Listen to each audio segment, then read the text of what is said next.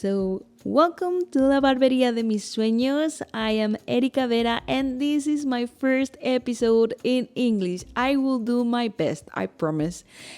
But I had the opportunity to record this episode with Jason and I couldn't miss it. If you're listening to this, you have the Spanish version also.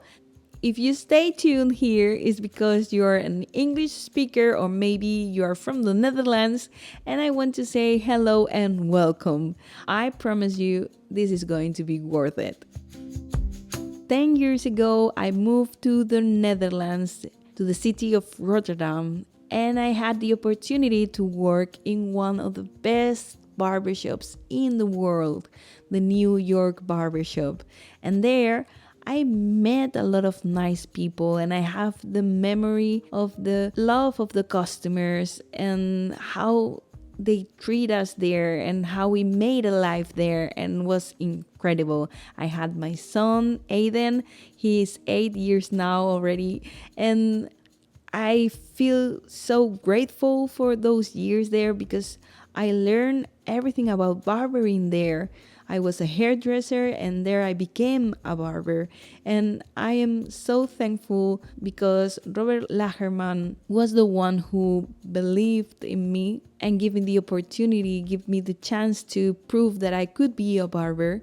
And my colleagues were so nice with me also. I could learn a bit of Dutch, een beetje Nederlands praten. But I cannot do this podcast on Dutch. And also, I met Jason there and we became almost as brother and sister. And he was the one who believed I could fade. So after work, he stayed with me a few hours just to show me how to fade. And we have this amazing relationship. Do you know when you are a friend with somebody and you don't need to call every week, but every time you see each other is like 2 days just passed? I don't know if I can explain me better. I am so happy to have him here in my own shop in Vigo in his holidays. And I couldn't help it. I just invite him to have his own episode in my podcast. And I'm just figuring out how I'm going to put it on air. So if you're listening to this, I made it. I don't know if you're going to like it. I hope so. And because when you find nice people, you just want to the rest of the world get to know him. Nice people who deserves to be recognized for that, and you will know soon enough why I have this feeling with Jason. Bienvenido, Jason. Hola. Hola. Quisiera empezar dándote how it was, because you started to work at New York Barbershop with only 18 years old. So I was in a hairdressing school, Yeah. and then I realized that I didn't like the part of the hairdressing. I only liked to be the male or short hair hair cutter. And then I decided that I needed to find something before ending my school. And then, the first one I knocked on the door was the New York Barbershop, because for me it was very important to find a barbershop where I could do what I wanted to do, and that ended up being New York Barbershop because I thought it looked really nice. And then I sent a message to Robert, basically explaining, hey, I'm a new barber. I would love to come and have a day of looking, just that. And I met the whole crew. I spent the whole day there. I made coffees for people, and the vibe was good. And then I asked him, can I come next week again? And then I will bring 2 of my friends, and I will show you what I can do with my barbering skills thus far. And so he allowed me, and I showed him, and I spent another nice day. And then, basically he offered me a job. I quit my school because it wasn't going anywhere. I was not going to get a diploma anyway because I didn't do every step of the course. That's how I ended up being in New York Barbershop. Yeah. I remember that day. I remember seeing you as a young barber coming to the shop and just showing your skills. But I remember your face. you were shining, you know. Yeah. You were so into the place, like, and was beautiful, and it's beautiful to see how are you growing into the industry and how you became a really good barber and a good person, of course. Thank you. And ¿qué es la barbería para ti? What is the craftsmanship? I mean, like, For me, it all starts and ends with the client. You could be the best barber in the world, technique-wise, but if you don't have happy customers, then it's basically a lost cause. You're not gonna make any money. You're not gonna make anybody happy. So for me, it comes from a urge of serving people, being the person who helps or makes people happy. It gives me a lot of happiness myself. So other than it's paying the roof over my head, I am also able to make 12 people a day really happy.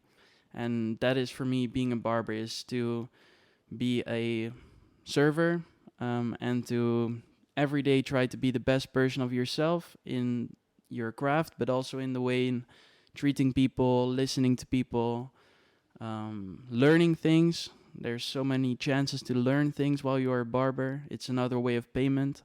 So many stories you can hear, so many things you can pick up on. All you need to do is listen. well, that's beautiful. Because sometimes you see people in the industry just putting effort into make the best fade or how to shave or like a lot of techniques, no? But then you forget about what is important in our industry, like make people happy, I agree. and it's beautiful. Yes, and I left 6 years ago, and so how it changed barbering in Rotterdam in these 6 years? So it became less of an extreme hype, but Yeah. it still is an extremely loved profession. Whenever I am in a place where I meet somebody random and I tell them I'm a barber, then it's usually greeted by, "Oh, that is cool. That is awesome." It's usually immediately expected because you are a barber that you are good. So I guess in Rotterdam it didn't change much, but just the extreme hype that left, or it mellowed out. It's still really popular, but it's not like the first few years of my job. It was just insane how popping off it was. Y a nivel estilos de corte de pelo, ¿han cambiado mucho o sobre todo en tu experiencia en la New York Barbershop, si notas a lo mejor que ya el clásico no se pide tanto o... Yes. First, at the moment I started, it was mostly classic haircuts. That was vibing at that moment. It was really popular. And I see a lot of trends coming and going. And I see most of the barbers changing with that. Still doing the oldies, still doing the new, still doing a mix of both. I think that is like the feeling I have most of the time, is that nothing leaves, everything stays, but there's just new things being added. Yeah. So still I have to do sometimes a extremely classic haircut like 8 years ago, but then the next client could be someone who wants a mullet or a French crop. Yeah. Yeah, it That's cool. changes all the time. But you are not close to those styles. I mean, it's not something you're going to say no. Oh no. This is a classic barbershop. We only do classic. No, it's whatever fits the person's face, whatever fits his style. Sometimes you want to contrast it. Sometimes somebody dresses really classic and you want to give him a modern cut for a cool contrast. Sometimes you want to give him exactly the classic cut. For me, it's all about just making the person extremely happy and satisfying what I see in them. Yeah, that's cool. And how many of you are in New York Barbershop right now? How many barbers? We are with 4 barbers, plus our boss is also still a barber. And he has some of his old loyal clients that he still cuts on Saturdays. So technically we are 5, but 4 full-time barbers. And then we have our guest hostess. Her name is Kiersey. She greets the clients, gives coffee, all that stuff. And since 1 year, the son of Robert, Elvis, he has also taken up that job of Okay. serving the customers a coffee, maybe 1 day a week. Okay, that's nice. And which differences you see between Spain and the Netherlands in referring to barber? I think that. Good question. Good question. Yeah, because you travel, so you know how Spanish barbering is, Yeah. and maybe you can give us a different view of how they see us from the outside. Yeah. I think that there is a lot more barbers everywhere you look, a lot more barbershops. I think walking around a couple of cities that I've traveled these past weeks, I've seen a lot of barbers and a lot of different ones. I think a big difference is the. I don't know. Maybe in the style of the shop, maybe on barbering, like barbers how they work. Maybe you can see, or we are equal. Maybe. I think in the end, we are equal. I just think that being in Rotterdam, we are specifically Rotterdam and Amsterdam, we are extremely privileged that we are extremely respected by our customers, it feels like. And I cannot speak, of course, for the barbers in Spain, but I feel like nowhere is as good as in Rotterdam as the respect for the barbers. Yeah, I agree, totally agree. Like it was the feeling I had the most when I came here, because of course it's a hype here. Being a barber is cool. Hey bro, I'm a barber. That's cool. Mm-hmm. But at the end, most of the people is like, oh, it's nice. But if you charge extra for your job, they are going to say, oh, how expensive. I rather to go to a cheap one with not that nice service. They don't care that much. So yeah, I have that feeling too. I remember going to a party on Rotterdam and they asked me, how are you doing? What's your job? And it's like, oh, I'm a barber in New York Barbershop. And they was, oh, really?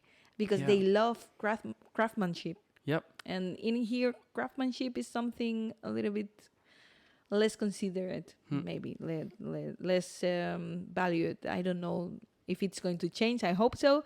And I think all the industry in Spain is working really hard to make people change their minds and appreciate what we do every day. And I think after COVID, we could feel it for maybe a few weeks because everybody was, oh my God, finally you're open. Yeah, they knew what they were missing. Yeah, but they forgot quickly. Yeah. They really forgot it. So at the end is, I don't know, maybe cultural. I think it's specifically to Rotterdam. We just had an insane thing happen to us, and that was the barbershop called Schorum. Yeah. I think 80% of all people living in Rotterdam, they knew about Schorum at a point in time. And it was something so new, something so scandalous, like really hype, like super cool. And everybody was like, wow, have you seen this? It was on the news. And I think that is why it became out of nowhere, because barbering really did not exist anymore. You had a few male hairdressers who only cut the hair of men in general. Yeah, but more like a hair salon, but for men. Yeah, they were called herenkappers, which literally translates to male hairdressers. Yeah. And they were not referred to as barbers, as far as I knew. I never knew the term barber, or in Dutch barbier, until I saw Schorum. Yeah. I had no idea that was a specific separate thing. Yeah. And so I think the advantage of Rotterdam is that we had Schorum in our city. And of course, we also had a big thing with a football player called Graziano Pelle. Yeah. The New York Barbershop did. And those two things happening at the same time, it just created this insane feeling, and I think that has not died down. It just keeps going, and that's why I think Rotterdam is really privileged in a barber sense. Yeah, I agree. I lived that era there. Exactly. So, and I remember I was shocked because Honum had it like this 4-hour queue, and of course, if you go to Rotterdam in wintertime, being on a queue for 4 hours is not a good experience by itself. But people was having fun, having a beer, and was really nice. I think they did something great because was the explosion of this Facebook, Instagram thing. True. And they knew how to use it. Yep. I don't remember the name of the photographer he had. Jelle. Yeah, but Jelle made a great job with them. Yes. So all these ingredients make the perfect combination to make Rotterdam, I think, for myself, is one thing. Maybe in other countries, maybe in other cities is even better but in Europe, I think it was a thing. For sure. And I know they went to Asia and they received them as a group of rock and roll. And also they made that because it's also one ingredient.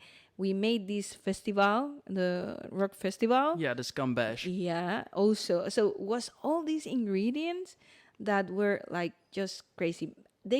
I don't think they did it on purpose. They don't knew what they were doing. It's going to be what it is today. Yep. But they made it. So I think it came from a place in their heart.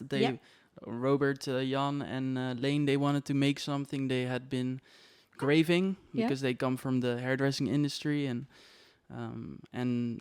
it just did everything for the world. I think no barber in the world can not be happy with the coming of specifically schoren. And grateful because now I saw... I am. Because this is more than 10 years ago or 10 years ago around. Yeah, 10 years ago, I think. And now the new barbers, they are maybe 3 years old barbers, something like that. They don't know about this. Yeah, that. And I think it's nice to have this conversation with you and remember that because they have a new style. It's not an old school style. I respect that, of course, but they are in a moment where if they can do what they do, is thanks to these people. I agree. So it's important. Yeah, because they were the first to do it, and after them was a old school wave. Everybody was into that wave. And you can see replicas of Schonem or New York Barbershop all around the world.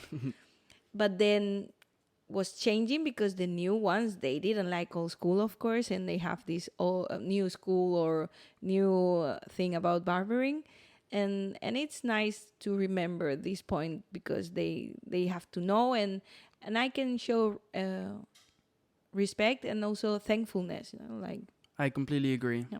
I am always thankful for people like Robert Jan, Lane, to Robert Lagerman, of doing something out of pure love, and it then growing into a big thing. Yeah, because I know for sure in any country where barbershops doing a great job just to put the barbering on top, but they did it international. They hit international. They did it in one way that Schotem, maybe not now and not the newest one, but in those years, Asia, United States or South America or wherever who wanted to be a barber had a look onto those people, and I think it's so cool. It's like I would love to have a conversation with them, like how we can do it, and which difference you can see between a barber and a hairdresser. So the obvious difference is that,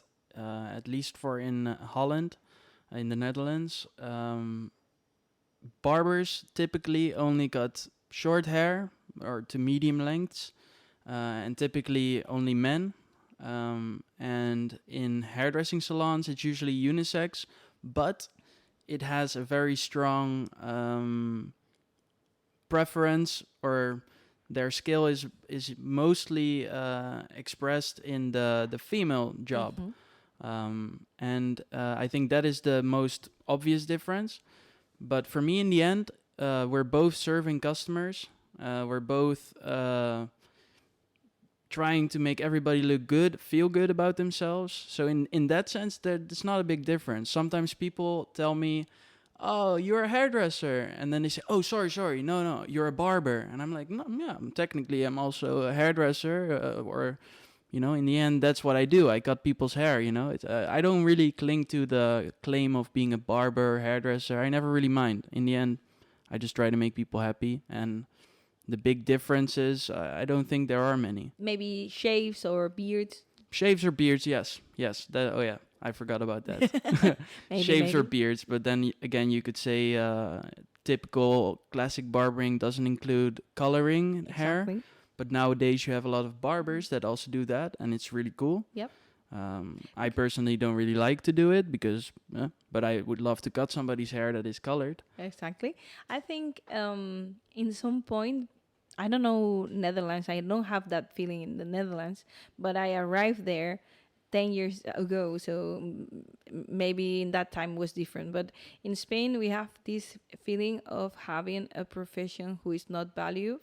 So we are searching all the time for words that means different than hairdresser. Oh, it's yeah, like I get that. Yeah, hairdresser is like you are a hairdresser, so I rather to be stylist. So when barber came to the ground, or I don't know how to say it, when barbering came, then barber is cool, hairdresser not. So again, it's like, come on, it's the same thing. Yeah. You are specialized in, maybe I can shave, I can do beards, but then it's like, I don't know. So I don't know, maybe there is a bit the same. Yeah, I think it's super logical that, because for me personally, I had this idea of becoming a hairdresser from a pretty young age. And I remember in school, small amounts of bullying because of it, because there was this immediate prejudgment that you were feminine, or that you were a gay person or whatever. And they use it as an insult. As an insult, yes. So everything is wrong in that. Yeah, they give you, for me personally, they gave me the nickname J Gay. J Gay. Oh. I was, yeah. It doesn't matter, but I remember really well that the moment I became a barber, and I started telling people, "Hey, I'm a barber," and all of a sudden, I never got the bully again. Or the bad face. It was just like, "Whoa, cool, man!" and You're a barber. Yeah, and so it's completely understandable that in Spain, it also happened to me. Yeah. In the beginning, I really enjoyed saying I'm a barber. But I think for me personally, I kind of lost that need of needing to explain myself, that I am a barber, or that I needed to at first... I'm not a hairdresser, I am a barber. Because I just know that as long as I try my best and I work hard and I do everything, then that will speak for itself. Yeah, that's the thing. When we are in this industry, no matter the name you want to put yourself, because sometimes it's like, no, I am a stylist because I'm better than you, that you are a hairdresser. That's just also stupid. Why you want to be better than anybody? You do your best, and whatever you want to do, focus yourself in your job and let the others express themselves as they like. Yep. But not in a way because it's like, I don't see competition. That's always, that's something I always say to the people. Completely agree. I don't see other colleagues are competition. The only competition I have is myself. Every day I try to do my best. I try to be better than yesterday. So at the end, when you see this stupid thing about, no, I'm a stylist, no, you don't need that. No. You have a beautiful job. One of the most beautiful jobs ever, because you're going to touch thousands. I'm working since I'm 17. I'm 41 now. I cannot count how many lives I touch and how many people I help in a way that you are putting your effort and your love there, and they are receiving it, and maybe they come in sad, but then they go out a little bit happier. Yep. So That's beautiful. So don't need to put special names or special anything. Your job, the simple job, it's perfect like it is. Yes, and do yourself a favor and see all those little things as little payments as well. Yeah. So the moment you see somebody shining after you gave them a haircut, that's a little payment. It's The moment right. somebody told you a story that's something you learned from, that is a little payment, because that is the way you can be a happier person being in the service industry. And I think this is for all service industry. You have to really pay attention to the little details and see them as little payments, little rewards, Yeah. little balls of energy that splash on you. Yeah, because you are growing on it's like they make you be a better person. And time is flying. And it's nice to have this conversation with you, and I think it's an opportunity for the people who is hearing this podcast.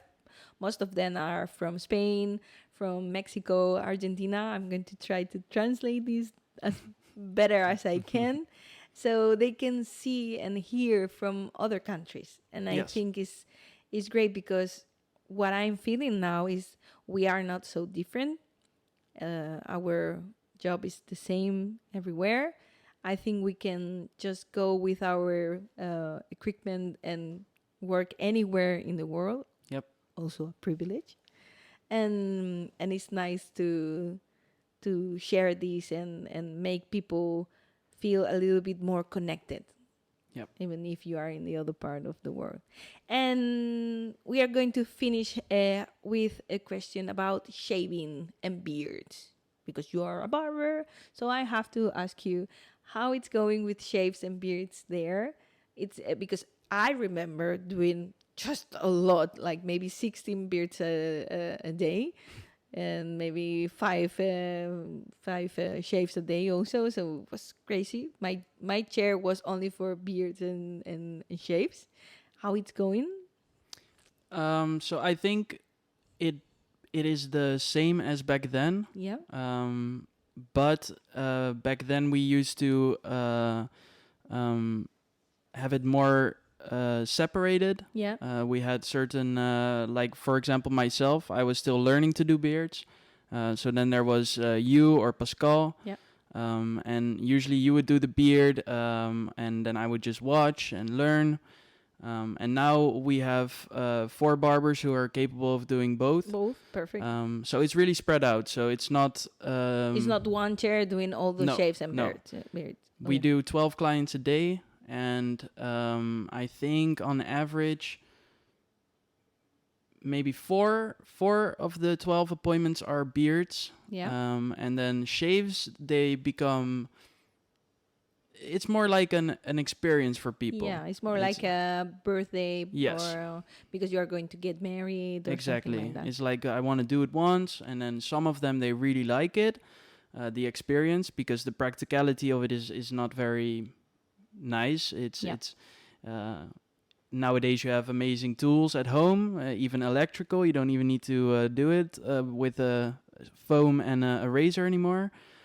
So the people that do it monthly or maybe every 3 months, they just do it because they really love that little spa moment for themselves, that little thing they are missing, like a massage or whatever. But it's definitely the smallest service we have is the Italian shave, we call it. Yeah. But I love to do it. I always become really calm, and yeah, it's nice. And yeah, so beards, I would say 30% of the agenda is beards and 70% is haircuts. Yeah, that's cool. And some shaves. And some shaves, I Yeah, would say that's maybe nice. 5 to 10%. That's nice. That's that. Yeah. And when you are, I don't know the words. Wait. When you are going to advise people about haircut and beard, what do you see? What's your important things to? Because sometimes I see people who are going to do a fade or a beard, but then you see the people and it's not nice because they didn't took attention to little details to make them handsome, like beautiful.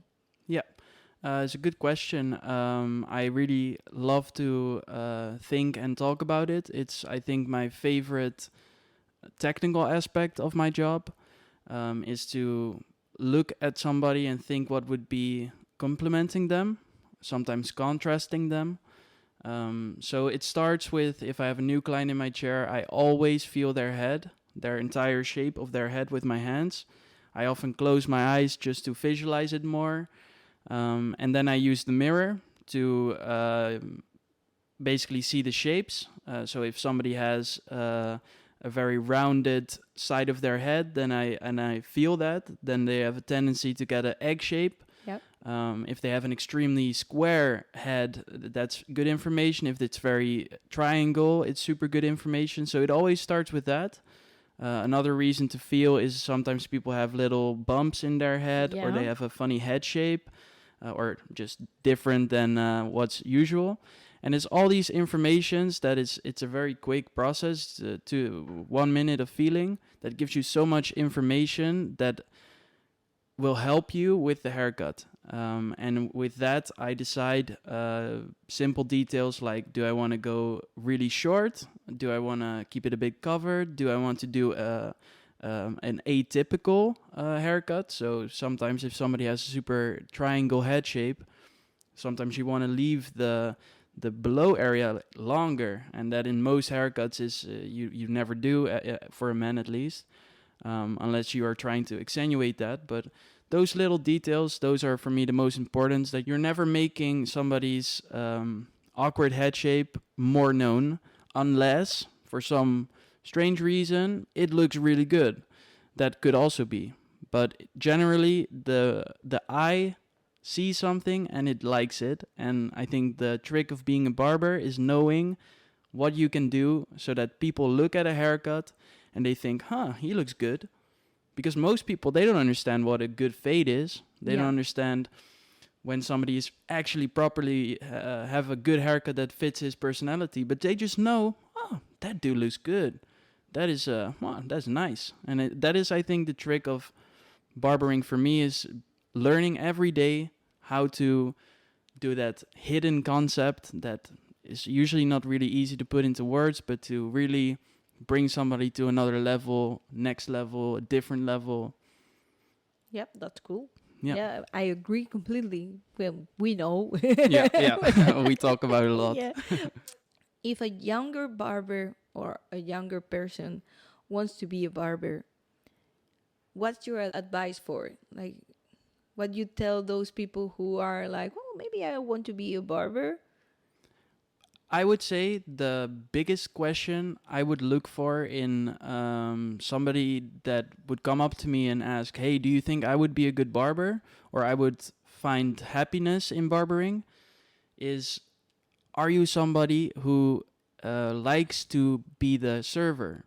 Yeah. In serving sounds sort of diminutive in English, but in Dutch we have a nice word for it. It's called dienstverlening, and it's just somebody who provides a service. I think a service provider, that is a nicer word. Yeah.